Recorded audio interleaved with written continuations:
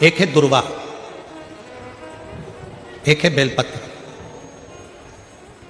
और दूसरा है पहले नंबर पर दुर्वा, दूसरे नंबर पर बेलपत्र, तीसरे नंबर पर कनेर का फूल।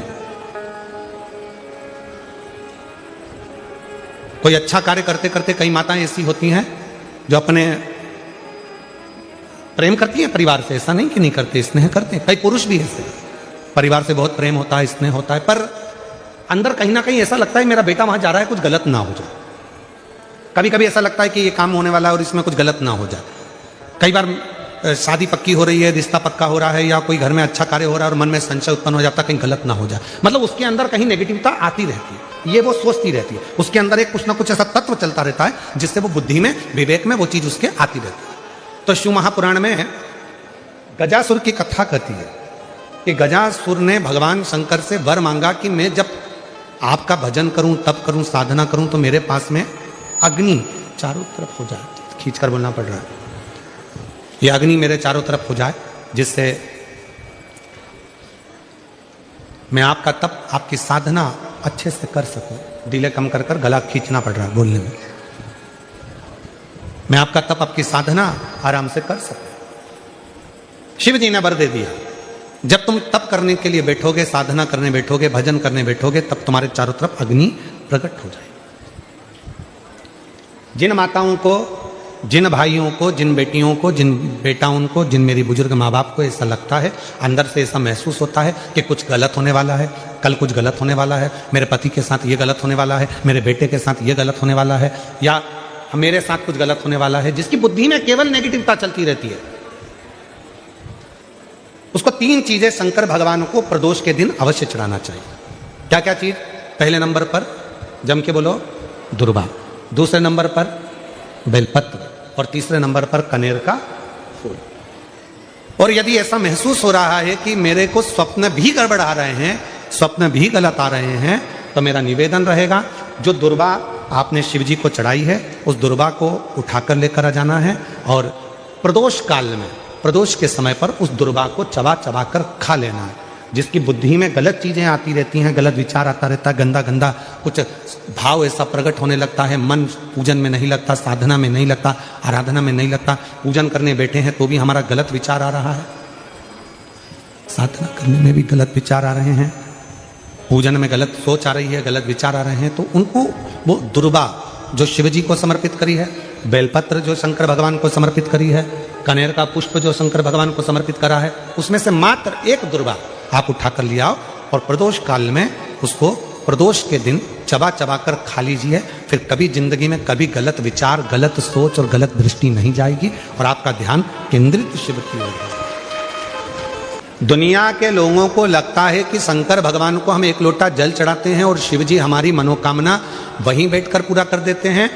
नहीं, जब हम एक लोटा जल लेकर अपने शंकर भगवान के मंदिर में अपने घर से जाते हैं, जल समर्पित करते हैं, और जल समर्पित कर कर जब हम वापिस वो लोटा लेकर आते हैं, तब मेरा देव अधिदेव महादेव अपने गणों को, शंकर भगवान स्वयं उस कलश के अंदर लक्ष्मी को विराजमान कर कर आपके दरवाजे तक भेजते हैं और आपके दुख को मिटा देते हैं, आपकी तकलीफों को मिटा देते हैं। गजासुर, अब तुम्हें क्या चाहिए वो मांगो। गजासुर ने कहा मैंने अब जो तप करा था वो मांगने के लिए नहीं करा, अब मैंने मांगने के लिए तप नहीं करा। और यदि मेरे भोले बाबा, यदि आप आ ही गए हो तो एक निवेदन करता हूं, आपको बार बार मेरे पास में आना पड़ता है, मैं तप करता हूं और आप भाग भाग कर बार बार मेरे पास में आते हो, इसलिए मैं आपसे एक निवेदन करना चाहता हूं कि अब आप कहीं मत जाओ, मेरे पेट के अंदर बैठ जाओ, मेरे पेट में आकर बैठ जाओ। शिव जी ने पूछा क्यों? गजासुर कहता है यदि आप मेरे उदर में, मेरे पेट में आकर बैठ जाओगे तो फिर दुनिया का कोई दुख, कोई तकलीफ, कोई कष्ट जिंदगी में मेरे आएगा ही नहीं, और मुझे आपको बुलाना नहीं पड़ेगा, आप स्वयं मेरे उदर में विराजमान रहो, मेरे पेट में विराजमान रहो। शिव जी ने तथास्तु कह दिया, ठीक है। गजासुर की कथा के बाद में अगर हम कथा का स्मरण करें तो हमारे भीतर ये भाव आता है कि शंकर भगवान के शिवलिंग पर चढ़ा हुआ जल जब हम पीते हैं तो हमारे 3 ताप, कायिक, वाचिक और मानसिक, ये 3 ताप हमारे समाप्त हो जाते हैं। क्यों समाप्त होते हैं? हमने इतना तप नहीं करा कि हम गजासुर जैसा तप कर भगवान शंकर को अपने पेट में बिठा सकें। हमने इतना तप नहीं करा कि भगवान शंकर को अपने उदर में बिठा सकें। हमने इतना व्रत नहीं करा कि शंकर भगवान को अपने पेट में बिठा सकें। हमने इतनी साधना नहीं करी कि शंकर भगवान को हम अपने उदर में, अपने पेट में बिठा सकें। पर शिव महापुराण की कथा कहती है, जब शंकर जी के मंदिर में जाकर हम शिव जी को 1 लोटा जल समर्पित करते हैं, उसमें से थोड़ा सा जल लाकर हम उस जल को आचमन करते हैं, और वो जल जब हमारे पेट में, हमारे उदर में जाता है, तो ये समझ कर रखें कि हमने शंकर को ही अपने उदर में अपनी रक्षा के लिए और अपने जीवन की रक्षा के लिए विराजमान कर दिया। इसलिए मेरी जीजियों से, मेरे जीजाओं से, मेरी बेटियों से, बेटाओं से, मेरे बुजुर्गों से निवेदन है, शिव जी को जल चढ़ाने जाओ तो जल थोड़ा सा आचमन जरूर करो। हम शिव को अपने उदर में नहीं बिठा सकते, हम भगवान शंकर को अपने पेट में, अपने उदर में विराजमान नहीं कर सकते, पर वो आचमन करने के बाद हम शंकर भगवान को अपने उदर में, अपने गर्भ में बिठा सकते, शिव को बिठा सकते। अगर किसी लड़का लड़की का शादी होने के बाद अगर तलाक हो रहा है, लड़की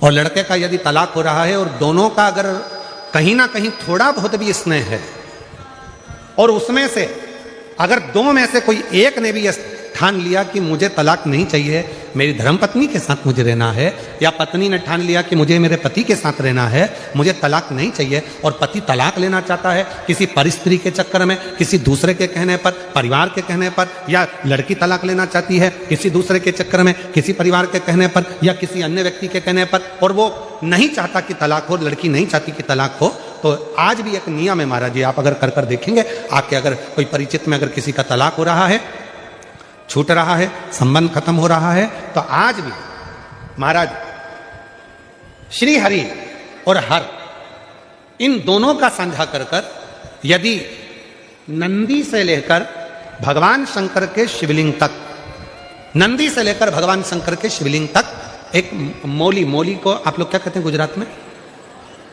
वो मौली जो हाथ में बांधते हैं उसको क्या बोलते हैं गुजरात में? नाड़ा, लच्छा, मौली, जो लाल पीला धागा होता है ना जिसको हाथ में बांधते हैं पूजन के टाइम पर, तो वो लच्छा, वो नाड़ा, वो मौली जो है, वो जो बांधने वाला है, नंदी का जो एक चरण खड़ा हुआ है, बाकी का चरण एक आगे का नीचे दबा हुआ है, पीछे का चरण भी दबा है, पर एक नंदी का चरण ऊपर है, उस चरण से लेकर भगवान शंकर के शिवलिंग तक एक सूत्र को बांधा जाए, और उस सूत्र को 7 जगह पर बेलपत्र रखकर उठा लिया जाए, और उठाने के बाद में किसी भी बेलपत्र के वृक्ष के नीचे वो 7 बेलपत्र समर्पित कर वो धागा लेकर 7 परिक्रमा अगर बेलपत्र की करी जाए, और जिससे संबंध टूट रहा है उसी से वापिस प्रेम बढ़ाया जाए, तो वो स्मरण कर अगर 7 परिक्रमा उस धागे के साथ में कर हाथ में अगर बांधा जाए, तो कितना भी दम लगा ले कोई व्यक्ति तलाक हो ही नहीं सकता, स्नेह बढ़ेगा ही, टूट नहीं सकता, उसको तोड़ा नहीं जा सकता। पर उसमें एक काम आपका भी चाहिए, आपकी वात्सल्यता, आपका प्रेम, आपकी करुणा और आपकी अच्छी सोच, अच्छे विचार, ये सब तो होगा, पर साथ में अच्छे विचार होंगे, अच्छी सोच होगी, अच्छी करुणा होगी, अच्छी वात्सल्यता होगी, अच्छा स्नेह होगा, अच्छा प्रेम होगा, अच्छा मन होगा, तो ही तो सब श्रेष्ठ होगा, तभी तो श्रेष्ठ होगा। स्नेह को बढ़ाए, प्रेम को बढ़ाए। शिव कथा कह रही है, आप लोगों को मालूम है कि नहीं मालूम वो हमको नहीं पता, पर जब किसी शिवलिंग की प्राण प्रतिष्ठा होती है और सामने जो नंदी बैठता है, उस नंदी से शिवलिंग तक एक सूत्र जमीन के अंदर दबाया जाता है, जिसको सोमसूत्र भी कहते हैं। एक सोने का तार, चांदी का तार या तांबे का तार या पीतल का तार नंदी से लेकर शंकर भगवान के शिवलिंग तक उसको स्थापना के समय पर भूमि में उसको दबा दिया जाता है, शिव से नंदी तक के बीच, शिव नंदी। कई लोग पूछते हैं गुरुजी इस तार का इतना महत्व क्यों होता है?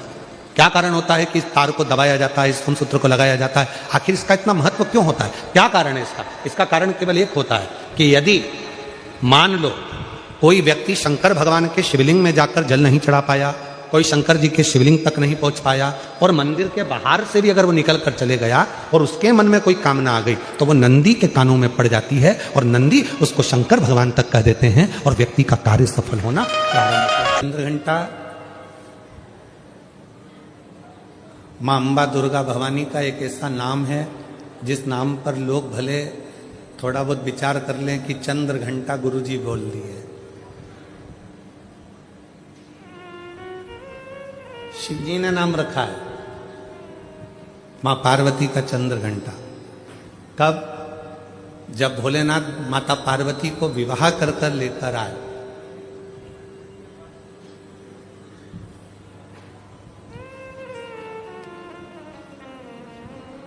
चारों तरफ तारकासुर के आतंक फैला हुआ था।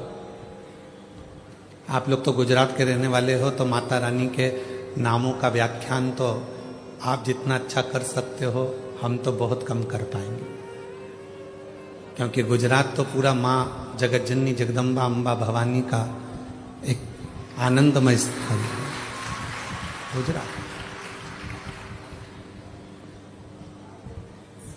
तो आप लोगों को तो ज्यादा मालूम होगा कि मां चंद्रघंटा का नाम चंद्रघंटा कैसे पड़ा। चारों तरफ तारकासुर के असुरों का आतंक फैला और शिवजी पार्वती जी के साथ विवाह कर लिए, और विवाह कर कर बाबा भोलेनाथ पार्वती जी को लेकर जब कैलाश पर पहुंचे,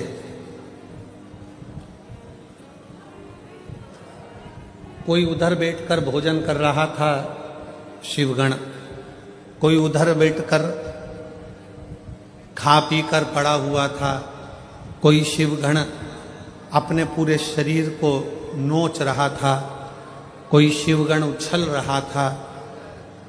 पूरे कैलाश पर भगवान शंकर के गणों ने अपना पूरा जमा कर रखा था, आड़ा टेढ़ा। कुछ बर्तन उधर पड़े हैं, सोने का उधर पड़ा है, आसन उधर पड़ा है, सब सामान यहां वहां पड़ा था। और भोजन भी कोई एक गण लेकर आता या बनाता तो सब आपस में झगड़ा कर कर उस भोजन को ग्रहण करते।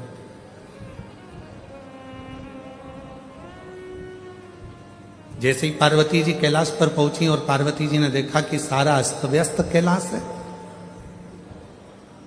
कोई सामान इधर पड़ा है, कोई सामान उधर पड़ा है, कोई सामान उधर पड़ा है, तो पार्वती जी ने शिव जी से कहा कि अपना विवाह हुआ है, अपन कहाँ रहेंगे ऐसे कैलाश पर।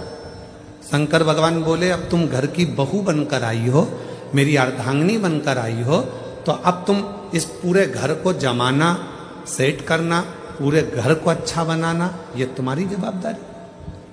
पार्वती जी ने कहा, इतना बड़ा कैलाश और मैं जमाऊं? तुम अकेली नहीं, ये गण है ना इतने सारे, इनके साथ मिलके जमाओ। पार्वती जी बोली, ऐसे गण खाए पिया पसर गए, कोई अपने बाल खुजा रहा है, कोई हाथ पैर खुजा रहा है, कोई के 12 मुंह, कोई के 4 मुंह, कोई के 6 मुंह, इनको कैसे समझाऊंगी। पार्वती जी बोली, इनका भोजन कौन बनाता है? शंकर भगवान बोले, अभी तक हम बनाते थे। गणों का पेट भरने की जवाबदारी तो हमारी है, संसार का पेट भरने की जवाबदारी हमारी है। संसार पृथ्वी पर जितने भी जीव जन्म लेते हैं उनके पेट भरने की जवाबदारी हमारी है।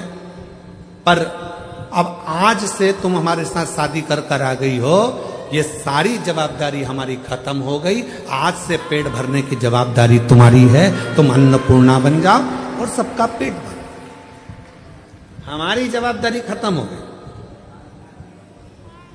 बहू सोचे कि ये सामान कौन जमाएगा, सास जिठानी की देवरानी, अब तुम ब्याह कर कर आ गई हो, तुम जमा। कई कई नई नई बहुएं आकर कहती हैं तुम्हारा घर ऐसा, तुम्हारा घर वैसा, तुम्हारे घर में तो रहने के तरीके नहीं है लोगों को। अपने पति को रात दिन वो एक ही शब्द सुनाती, तुम्हारे घर के लोगों को रहना नहीं आता, तुम्हारी मम्मी को बोलना नहीं आता, तुम्हारे पापा को फैला देते हैं, तुम्हारे छोटा भाई ऐसा करता है, तुम्हारी बहू ऐसी करती है, तुम्हारे भैया ऐसा करते हैं, तुम्हारी भाभी ऐसा करती है। तो पति उपत कर क्या बोलेगा, अब तू आ गई ना समझदार, तू संभाल, बात खत्म।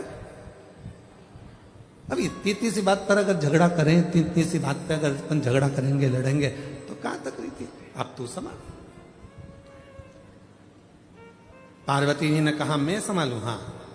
मां जगत जननी जगदम्बा अम्बा ने आज सारे गणों की मीटिंग करी। इतना फैलारा पूरे कैलाश पर फैला है, कौन उठाएगा? एक एक करके सारे गण खसक गए।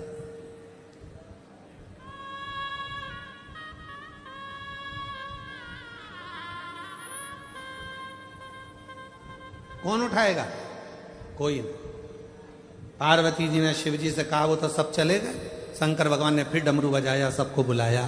पार्वती जी ने पूछा, ये भूख लगी है सबको? हाँ। भोजन करोगे सब? हाँ। अब सबने हाँ भर दी। पार्वती जी बोली, मैं भोजन बना रही हूं, जितनी देर में खाना बनाऊं, भोजन बनाऊं, उतनी देर में पूरा कैलाश सेट हो जाना चाहिए, जम जाना चाहिए, और जो जमा कर आएगा सबसे पहले भोजन उसी को मिल जाएगा। जाओ। सब पहुंच गए, सबने सामान जमाना प्रारंभ कर दिया। कोई झाड़ू